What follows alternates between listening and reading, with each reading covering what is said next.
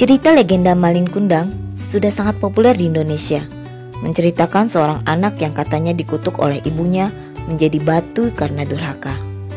Benarkah ia menjadi batu karena dikutuk oleh ibunya? Mari kita simak kisahnya.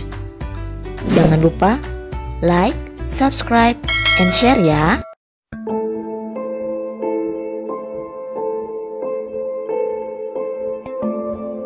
Pada zaman dahulu, di sebuah perkampungan nelayan pantai air manis di daerah Padang, Sumatera Barat, hiduplah seorang janda bernama Mande Rubaya bersama seorang anak laki-lakinya yang bernama Malin Kundang.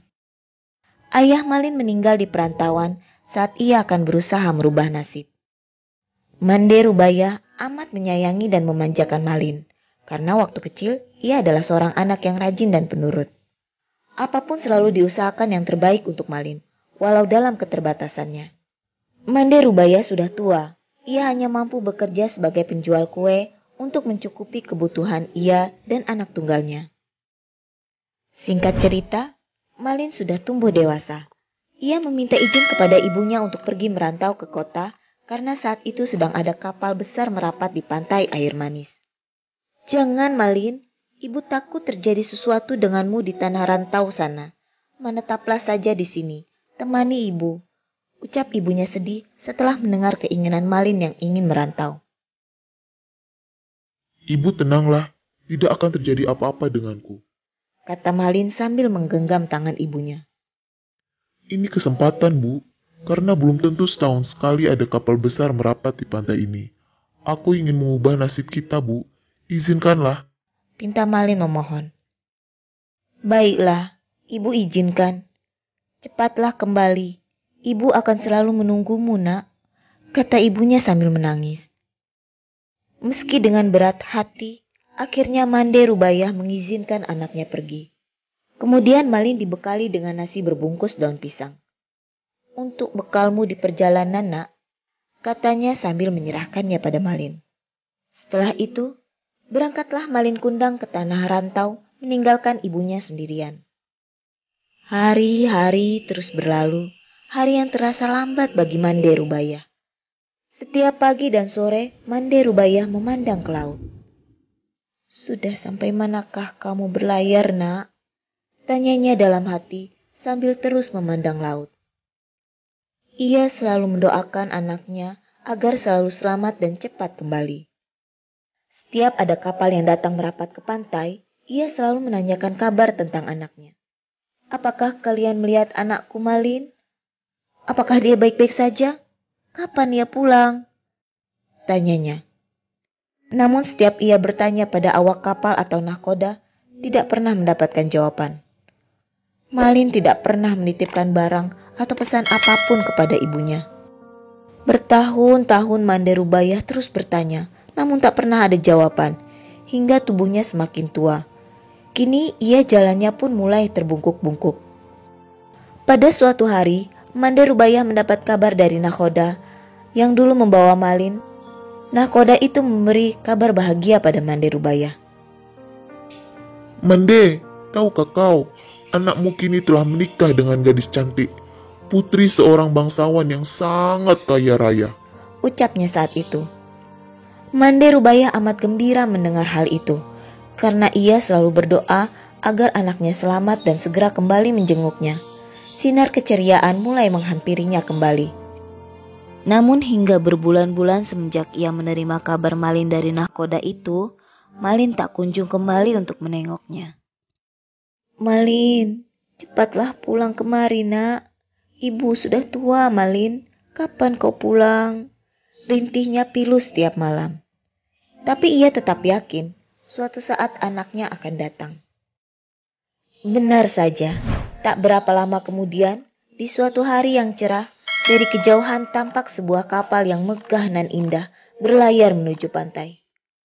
Orang kampung berkumpul. Mereka mengira kapal itu milik seorang sultan atau seorang pangeran, karena besar dan megahnya kapal tersebut. Mereka menyambutnya dengan gembira. Ketika kapal itu mulai merapat, terlihat sepasang anak muda berdiri di anjungan. Pakaian mereka berkilauan terkena sinar matahari.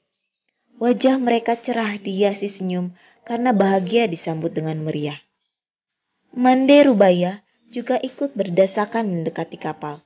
Jantungnya berdebar keras saat melihat lelaki muda yang berada di kapal itu.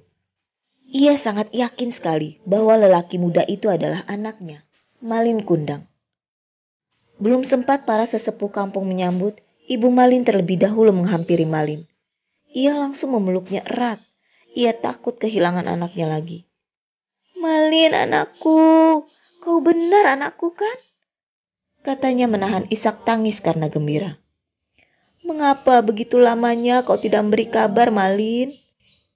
Malin terkejut karena dipeluk wanita tua renta yang berpakaian compang-camping itu. Sebelum dia sempat berpikir dan berbicara, istrinya yang cantik itu meludah sambil berkata, "Ih, wanita jelek inikah ibumu? Mengapa dahulu kau bohong padaku?" ucapnya sinis. "Bukankah dulu kau katakan bahwa ibumu adalah seorang bangsawan yang sederajat denganku?" Mendengar kata-kata pedas istrinya, Malin Kundang langsung mendorong ibunya hingga terguling ke pasir. Wanita gila, aku bukan anakmu. Ucapnya kasar. Mande Rubayah tidak percaya akan perilaku anaknya. Ia jatuh terduduk sambil berkata, "Malin, Malin anakku. Aku ini ibumu, nak. Mengapa kau jadi seperti ini, nak?" Malin Kundang tidak memperdulikan perkataan ibunya. Dia tidak mau mengakui ibunya karena ia merasa malu kepada istrinya. Melihat wanita itu beringsut hendak memeluk kakinya, Malin menendangnya sambil berkata, "Hei wanita gila, ibuku tidak seperti engkau, melarat dan kotor." Wanita tua itu terkapar di pasir, menangis dan sakit hati. Mande Rubayah pingsan dan terbaring sendiri. Ketika ia sadar, pantai air manis sudah sepi. Dilihatnya kapal Malin semakin menjauh. Ia tak menyangka Malin yang dulu disayangi tega berbuat demikian. Hatinya perih dan sakit. Lalu tangannya ditengadahkannya ke langit. Ia kemudian berdoa dengan hatinya yang pilu dan rasa sakit hati yang sangat besar. Namun, biar bagaimanapun sakitnya hati seorang ibu, ia tetap mendoakan anaknya agar segera sadar dari kesalahannya.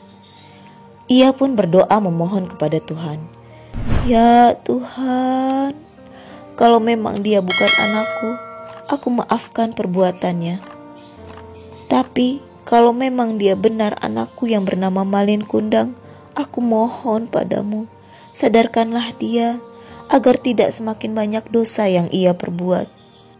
Ya Tuhan, tunjukkan padanya bagaimana tulusnya aku mengasihi dan menyayanginya di masa kecil," ucapnya pilu sambil menangis. Tapi dalam tangisnya, ia hanya berharap Malin bisa kembali seperti dahulu. Tuhan seperti langsung mengabulkan doa sang ibu. Tak lama kemudian, cuaca di tengah laut yang tadinya cerah mendadak berubah menjadi gelap. Hujan tiba-tiba turun dengan teramat lebatnya. Tiba-tiba datanglah badai besar menghantam kapal Malin Kundang. Malin yang seperti tersadar akan kesalahannya berteriak minta ampun kepada ibunya. "Ampun ibu, maafkan aku." Sekilas ia mengingat bayangan masa kecilnya, di mana ibunya begitu menyayanginya dan selalu berusaha yang terbaik untuknya. Namun penyesalan sudah tiada guna. Ombak dan badai besar semakin besar menerpa kapal Malin. Lalu sambaran petir yang menggelegar ikut menyambar kapal itu. Seketika itu juga kapal hancur dan menewaskan semua awak kapal, termasuk Malin dan istrinya. Kapal itu kemudian terbawa ombak hingga ke pantai. Esoknya, saat matahari pagi muncul di ufuk timur, badai pun telah reda. Di pinggir pantai tampak sebongkah batu yang menyerupai tubuh manusia seolah-olah sedang minta ampun. Itulah tubuh Malin Kundang anak durhaka yang kena kutuk ibunya menjadi batu karena telah durhaka. Di sela-sela batu itu berenang-renang ikan-ikan kecil, seolah tak mau pergi jauh dari batu itu. Konon, ikan itu berasal dari serpihan tubuh sang istri yang terus mencari Malin Kundang. Sampai sekarang, jika ada ombak besar menghantam batu-batu yang mirip kapal dan manusia itu, terdengar bunyi seperti lolongan jeritan manusia. Terkadang bunyinya seperti orang meratap menyesali diri. Ampun Bu, ampun. Konon itulah suara si Malin Kundang, anak yang durhaka pada ibunya. Begitulah kisah dari Malin Kundang yang terkenal. Meskipun banyak yang meyakini itu hanya cerita rakyat alias dongeng belaka, namun ada hal menarik yang patut dijadikan contoh dari cerita tersebut. Malin Kundang menjadi batu bukan karena dikutuk oleh sang ibu, melainkan hukuman langsung dari sang pencipta kepada anak yang telah durhaka, kepada ibu yang sangat menyayanginya.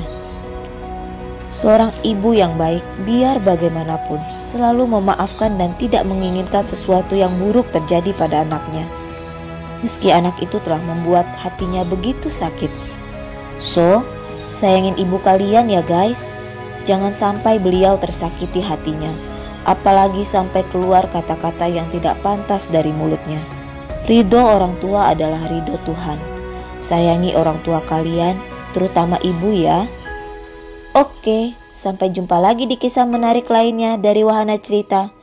Jangan lupa subscribe, like, dan komen ya. Sampai jumpa.